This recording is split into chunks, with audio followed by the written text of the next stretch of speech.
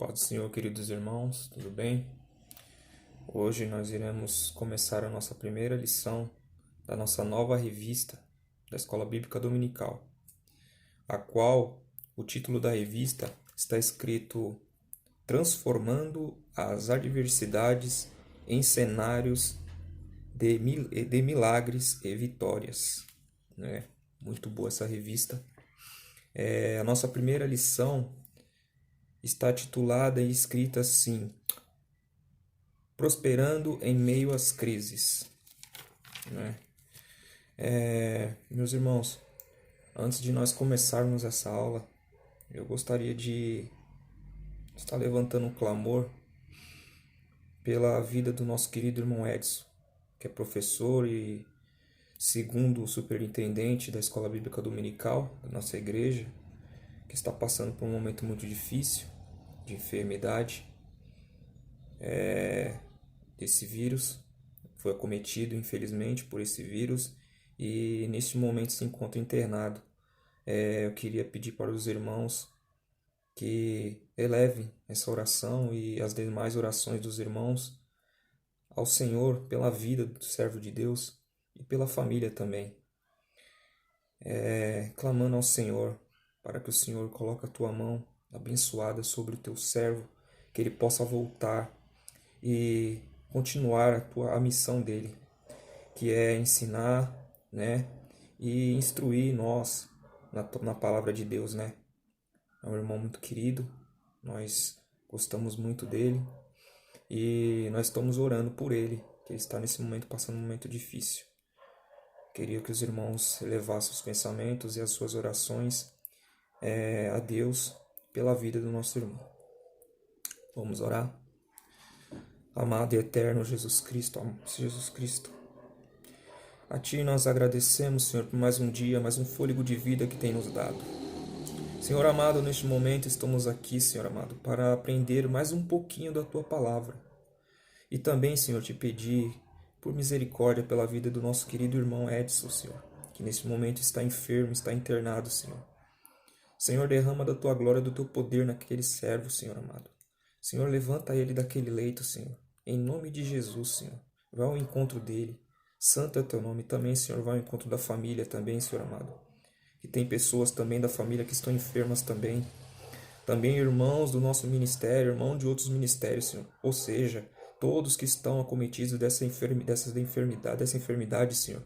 Tem misericórdia, Senhor amado. Vai ao encontro. Santo é o Teu poder, Senhor amado. Nós vemos que tem acontecido coisas horríveis, Senhor. Coisas que estão predestinando o que o Senhor já tinha falado na Tua palavra, Senhor. Nós devemos ser fortes. E essa revista, Senhor, ela vem como uma flecha, Senhor, para nós fortalecermos e nos apegarmos mais à Tua palavra genuína e verdadeira. E nós sermos verdadeiros crentes, firmados na rocha que é o Senhor Jesus Cristo. Senhor amado, peço que abençoe, Senhor, os irmãos que estão assistindo essa aula e também nos ajude, Senhor, unja nossos lábios para melhor estar ensinando e aprendendo da Tua palavra. Bendito eterno Jesus Cristo, a Ti sou grato por tudo, em nome de Jesus. Amém. Amém, meus irmãos. Vamos iniciar, meus irmãos, lendo o texto áureo da lição, que diz assim: E apareceu-lhe o Senhor e disse: Não desças ao Egito, habita na terra que eu te disser. Gênesis 26, versículo 2. A verdade aplicada está escrito: o estudo da vida de Isaac contribui na aprendizagem sobre como devemos nos comportar em tempos de crise. Objetivos da lição: destacar que o Senhor é conosco mesmo na crise. Apresentar a importância da obediência do cristão. Mostrar que na hora da crise Deus sempre nos ampara. Amém, meus irmãos? Temos aqui o texto de referência, que é Gênesis 26, que nós já lemos o capítulo 2, o capítulo 26, versículo 2. E para ganhar tempo, nós vamos continuar aqui com a nossa introdução. que diz assim: esta lição nos ensina que, mesmo em meio à escassez de alimentos que a terra estava atravessando, Isaac prosperou. A crise não pode dominá-lo, pois a bênção do Senhor estava sobre ele. Amém? Meus irmãos, aqui nós vamos estudar o texto de Gênesis, que fala sobre Abraão e seu filho Isaac. No tópico 1, fala sobre a pedagogia de Deus. Ou seja, tudo se iniciou quando Deus, como vemos em Gênesis, quando Deus chamou Abrão, que na época era filho de moradores, da terra de Ur, Deus fez uma promessa, chamou ele para deixar a tua parentela, tirou ele do comodismo, pediu para ele sair do comodismo e ir para uma terra que ele ia indicar a ele, E Abrão, na época, o nome dele era Abrão, obedeceu ao Senhor, ouviu e seguiu com a sua família, com sua esposa. E vemos que Abrão passou por muitas provas, muitas lutas nesta caminhada, Muitas guerras também se levantaram. E Deus fez um compromisso com Abrão, E foi fiel em tudo que disse, em tudo que prometeu a ele. E Abrão, Deus tinha prometido para Abrão que ele ia ser pai de muitas nações, Deus falou para ele ler, ele contar as estrelas, que o tanto de estrelas que ele contasse, ele visse aquele monte de estrelas ia ser o número, da sua descendência. Deus prometeu uma descendência, Deus prometeu levantar uma nação através dele. E ele não via jeito, de isso acontecer. Para Abrão, isso era impossível, pois já era de idade avançada, ele e a esposa. Abrão, de mais ou menos, diz aqui a revista, que tinha quase 80 anos, E a sua esposa também já era uma certa idade avançada, eles já eram idosos, E para Abrão era impossível de acontecer isso, Mas, irmãos, uma coisa que nós temos que colocar em mente: o que Deus nos promete, Ele cumpre. Não adianta. Não adianta você falar que Deus não cumpriu. Ele cumpre tudo que Ele fala. Tudo que as suas escrituras estão dizendo está se cumprindo. E Abrão, vendo que sua esposa já não gerava mais, sua esposa de quase 90 anos, fez todo aquele processo, de ter o filho, Abraão foi e teve uma criança, chamada Ismael, com uma das suas criadas, que é Agar. Só que Ismael não era o filho da promessa. Observe, irmãos, que Deus ele faz as coisas certas, nas horas certas, nas ocasiões corretas. Aquele filho de Agar não era o filho da promessa. O filho da promessa era Isaac, e era exatamente o filho que Deus ia prover do jeito dele, ou seja, através de um milagre, através de algo que ninguém esperava de onde sair, através do impossível, através do certo, que era de sua esposa. Tanto que nós vemos na passagem que até Sara riu, e duvidou de que ia acontecer, porque Sara já tinha a madre fechada, e era avançada de idade. Não tinha como, aos 90 anos, diz a Bíblia, ela gerar tão velha. Mas, irmãos, nós servimos um Deus do impossível. Um Deus que provê as coisas do nada. Não duvidemos desse Deus maravilhoso, porque Ele é o Criador do céu e da terra. Para Ele nada é impossível. Para Ele nada, nenhuma barreira pode pará-lo, porque Ele é o Criador. E Sara veio a gerar Isaac, qual o significado do nome de Isaac é riso, né? Pois Sara riu antes, né? Duvidando de Deus que poderia gerar, mas acabou gerando e acabou colocando e acabou dizendo, né, o nome desse menino de Isaac, que significa, né, riso, né? E eis aí o filho da promessa. E nós vamos aqui que Deus sempre proverá os recursos. Ou seja, Deus proveu esses recursos, né? Abriu a madre de Sara e Sara gerou a Isaac. E aquele menino veio a crescer, né? Está ali no meio do povo ali, de seu pai. E Deus prosperando, abençoando muito a Abraão. E a fé, ela é... A fé é duas coisas importantíssimas que nós aprendemos nessa lição. São dois pilares, que é a fé e a obediência. Esses são os dois pilares dessa lição, meus irmãos. O segredo dessa lição é a fé e a obediência. Abraão, que foi prometido de ser o pai de todas as nações, ele começou a trilhar os caminhos do Senhor, a fazer tudo o que o Senhor poderia ordená-lo a fazer.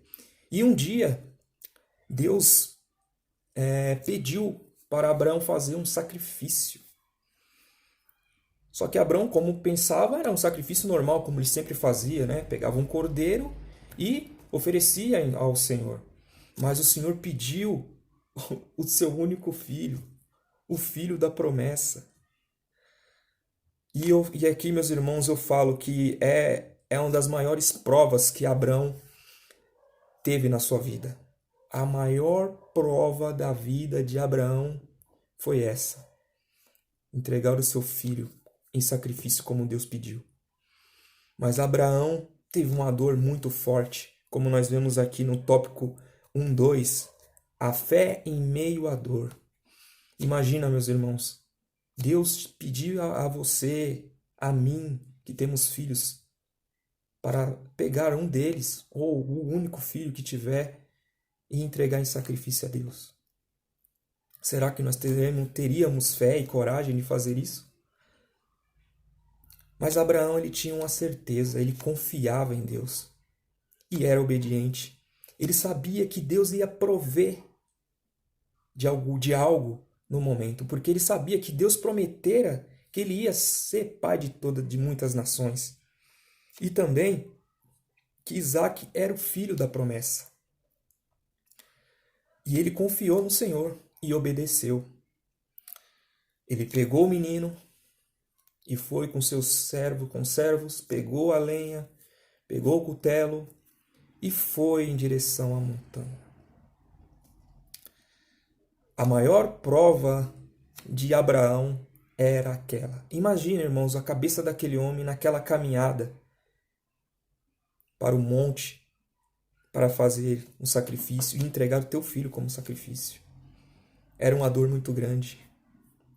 Mas Abraão, ele tinha plena certeza de que existia uma esperança em meio ao caos que aguardava, né? Olhando mais perto para a vida de Abraão, podemos dizer que são momentos de crise e fé. Ou seja, naquela época também Abraão passou por um momento de seca, um momento de crise, de fome no deserto ali, naqueles lugares, né? Mas Deus, ele é maravilhoso. Ele proveu tudo o que Abraão poderia precisar. Quando Abraão colocou seu filho, disse ao seu filho que ele seria, né, o cordeiro. Ele ia ser sacrificado no lugar do cordeiro. O menino obedeceu e aprendeu com o pai a obediência no Senhor. O menino, a Bíblia não diz que o menino correu, fugiu, ou reclamou de alguma coisa, ou murmurou de alguma coisa. Não, o menino obedeceu o pai. Ou seja, Abraão obedeceu a Deus primeiramente e Isaac obedeceu ao teu pai. Se entregou ali. E quando Abraão, fiel a Deus, com a sua fé verdadeira, levantou o cutelo para poder imolar aquele menino, o anjo bradou grandemente e falou: Não cometa isso com o menino. Não faças isso com ele. E quando Abraão olhou para trás, para um dos seus lados, viu um cordeiro, viu um animal ali preparado para sacrifício, preso pelos chifres. E ali ele viu que era a providência de Deus. Ali, o nome de Abrão, né, se tornou Abraão. Ali, Abraão passou no teste. Abraão foi aprovado por Deus. Deus falou para ele: realmente sei que tu me amas, realmente sei que tu me obedeces. Porém, todas as nações serão abençoadas pelo teu nome. Você será pai de muitas nações. Deus abençoou Abraão e Isaque, tanto que as promessas continuaram durante as gerações. Irmãos, nós devemos confiar no Senhor, entregar de por inteiro para Ele.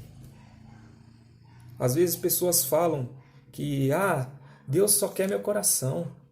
Mas, meus irmãos, Deus não é açougueiro para querer coração. O que adianta Ele ter seu coração e o inimigo dominar o resto do corpo todo? Deus nos quer que nós nos quer de corpo inteiro. Porque no dia do arrebatamento, irmãos, não é o coração que vai subir para o céu, é o corpo inteiro. O corpo será transformado. Esse corpo aqui será transformado. Aqueles que foram antes, que serão ressuscitados, o corpo será transformado. Deus nos quer de corpo e alma e espírito. Deus nos quer por inteiro, não só o coração. Devemos confiar plenamente no Senhor. Nós temos que ter plena obediência, plena fé no Senhor. Se tem uma coisa que aborrece o Senhor Deus, é a desobediência. Vimos mais atrás, se nós voltamos mais atrás, nós vimos o que aconteceu na história. Porque a Bíblia ela é dividida em 4 partes específicas. Memorize isso. Primeira parte, origem, que nós estamos lendo, que nós lemos, a origem. Segunda, queda. Terceira, redenção. E quarta, glorificação. Origem, né? Vem Adão e Eva. Caída, o pecado de Adão e Eva. Redenção, Jesus Cristo. E glorificação, que aí nós irmos para os céus, glorificado e morar com o Senhor. A Bíblia, ela tem esses 4 pilares necessários que decifram a Bíblia, que nós devemos saber. E a fé de Abraão foi tão grande que ele foi abençoado. Deus multiplicou, abençoou, deu fazendas, e Abraão era um homem rico, né? E continuou criando o teu filho Isaque. Deus proveu o cordeiro. Deus não necessitava de morte humana, porque morte humana naquela época, e até nos dias de hoje, são denominados coisas pagãs, artes, né? Feitiçarias pagãs, né? Que aqueles babilônicos de Ur, né? De caldeus, que significa Babilônia, né? Eles faziam muito esse sacrifício aos deuses, né? Aos demônios, sacrificando crianças, sacrificando pessoas. Mas Deus não. Abraão sabia que Deus não ia fazer isso, que Deus não tem pacto com isso. O Senhor Deus, ele é muito poderoso, ele não tem nada com essas coisas. E ele proveu o cordeiro. Ele proveu o cordeiro naquele momento. E nós vamos andar aqui no tópico 1.3, fala de Isaque, que conheceu, né? Isaque conheceu o Deus da provisão. Conheceu e obedeceu e teve fé. E teve uma coisa muito importante, meus irmãos. Uma coisa muito importante que nós devemos ter também no nosso ministério, na nossa casa, entendeu? Que é submissão. Se nós temos uma patente maior, se nós temos um pastor, se nós temos um pai ou uma mãe, nós temos que ter submissão. Ou seja, ser submisso. Às vezes nós devemos ser. E Isaac foi submisso a seu pai. Obedeceu seu pai e ficou ali quietinho, vendo a grande obra que Deus tinha feito. Devemos verdadeiramente conhecer o Senhor. E conhecer ao Senhor é o que, meus irmãos? É amadurecer em Cristo. O amadurecimento em Cristo Jesus, ele é necessário na nossa igreja. Ele é necessário na nossa vida. Porque com o amadurecimento de Deus nas nossas vidas, nós não saímos do caminho do Senhor por qualquer coisa. Não mudamos, não deixamos a obra por qualquer coisa. Não vamos para a igreja só para ter oportunidades. Nós vamos para a igreja para adorar ao Senhor. Nós ajoelhamos para orar, para adorar e agradecer ao Senhor pela gratidão que Ele tem feito. Temos que ter gratidão pelo que Ele tem feito nas nossas vidas. Ele entregou o seu único filho para que o homem não pereça, mas tenha vida eterna. Ou seja, o verdadeiro amadurecimento em Cristo Jesus é a pessoa que não se abala por qualquer coisa, não abandona o caminho por qualquer coisa, não se aborrece, não cria contendas. Esse é o verdadeiro cristão, que não se abala por qualquer coisa. Aconteça o que acontecer, as crises podem chegar, mas ele tem a sua plena confiança e fé em Deus.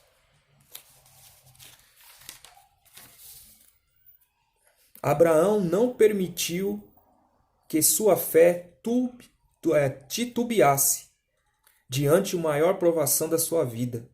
Com a sua atitude, ensinou a Isaque que eles serviam a um Deus provedor. Tá vendo? Abraão não deixou que a sua fé fosse abalada. Ele ficou firme. Embora ali estava meio aflito, né? Porque ia ali imolar o seu filho, mas ele foi forte. Não teve plena confiança no Senhor. E veja o que aconteceu. Tópico 2. A crise chega para Isaac. Isaac, nós sabemos que Isaac é o pai de Esaú e de Jacó, né? Futuramente. E como o seu pai, Abraão, passou uma crise de fome, né? No deserto também, onde geralmente eles estavam, Isaac também passou. E nós vemos na Bíblia que temos vários períodos de crise, né? E são os três, né? Os três que passaram por esses períodos de crise, de grande seca e fome, foram Abraão, Isaac e José. Esses foram períodos difíceis, né? De doenças, né? De falta de alimento, né?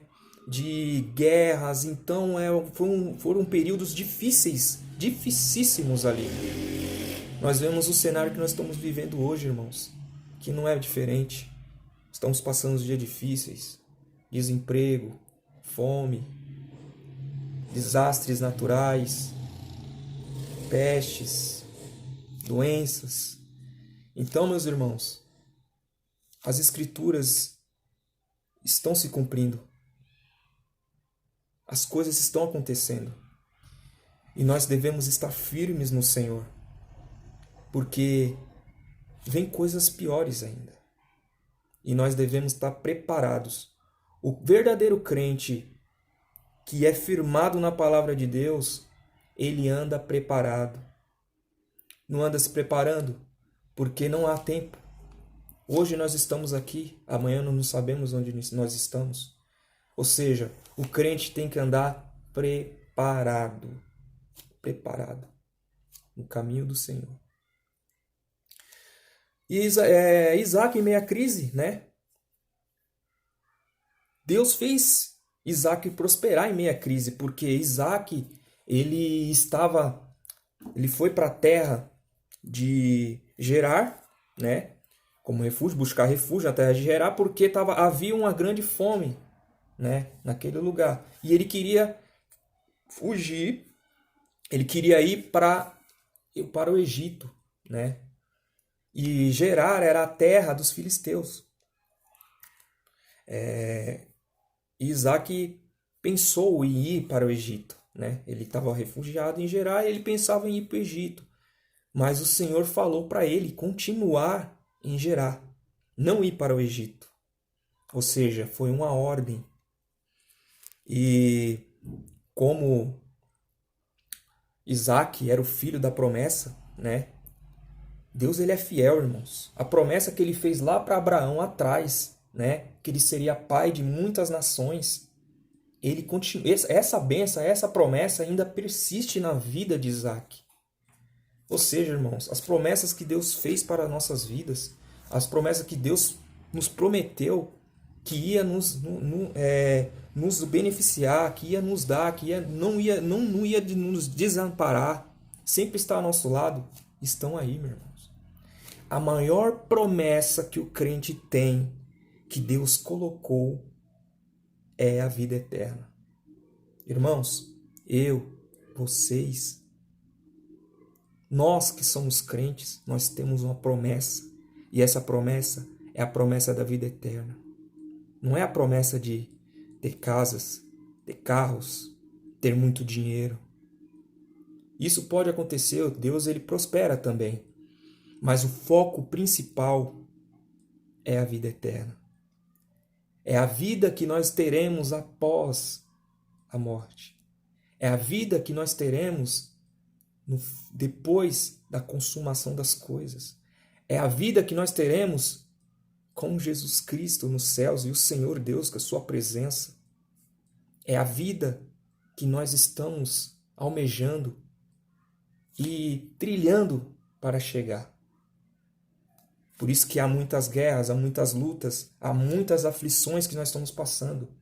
Mas esse é um caminho, porque o caminho ele é estreito mesmo, irmãos.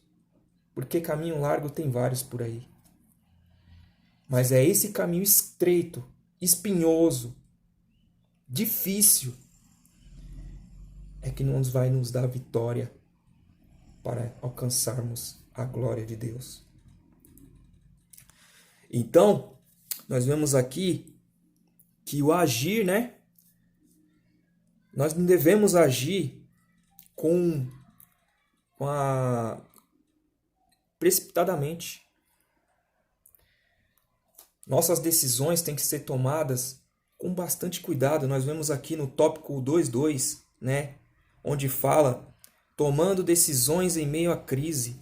As nossas decisões têm que ser incisivas, têm que ser de pés no chão. Se Deus manda nós fazer algo, nós temos que obedecer o que Ele faz. Não fazer conforme a nossa vontade. Porque se nós entregamos para Deus o que Ele quer, nós fazemos o que Ele manda nós trilharmos um caminho. Se nós mudarmos esse caminho, criar um atalho, nós não estamos sob a submissão de Deus. Nós não estamos obedecendo a Deus. E, infelizmente, isso vem acontecendo muito em nosso meio. A desobediência. Deus fala, servo, vai desse lado, servo, faz isso. E o homem, por causa da sua inteligência, a sua ignorância, acaba trilhando o teu caminho. Só que, observe, irmãos, nós servimos um Deus que é Criador do céu e da terra. Ele sabe o que há lá na frente, no presente e no futuro. Nós não conseguimos ver nem meio metro nos nossos olhos. A nossa visão é limitada. Outra coisa que nós temos que adaptar e nós temos que também ampliar é os ouvidos. O ouvir a voz de Deus. Há muitas falácias, há muitas coisas que falam, há muitas coisas que falam da cabeça, que vem na cabeça, mas não. O importante é nós ouvirmos a voz de Deus. A voz de Deus é o nosso guia, é o nosso caminho. Vemos os heróis da fé. Vemos os heróis da fé em Hebreus 12. Aqueles heróis da fé, Abraão, Isaac, Jacó, muitos e muitos ouviram a voz de Deus e tiveram êxito. A promessa era que o mesmo em meio à crise ele seria próspero, como Abraão, seu pai. A promessa de Deus era essa. E o que ele deveria fazer? Ouvir a voz de Deus, seguir as instruções de Deus. E Isaac seguiu brilhantemente. Irmãos, o lugar mais seguro do mundo é estar na vontade de Deus. Pode escrever isso, irmãos. O lugar mais seguro do mundo é estar na vontade de Deus, porque ali Ele está ali. Ele está do nosso lado, Ele está nos protegendo, a tua mão está por cima de nós. Vimos aquela passagem que em vão vigia, se Deus não está presente, em vão vigia o sentinela. Ele vigia em vão. Se Deus não está ali, não adianta. Se Deus não estiver guardando a cidade, em vão vigia o sentinela. Então, se Deus não estiver na nossa vida, se nós não criarmos uma relação mais íntima com Deus, não nos achegarmos mais ao Senhor, dificilmente nós iremos ouvir a sua voz. Dificilmente iremos obedecer a voz de Deus. Às vezes um líder, às vezes um pastor,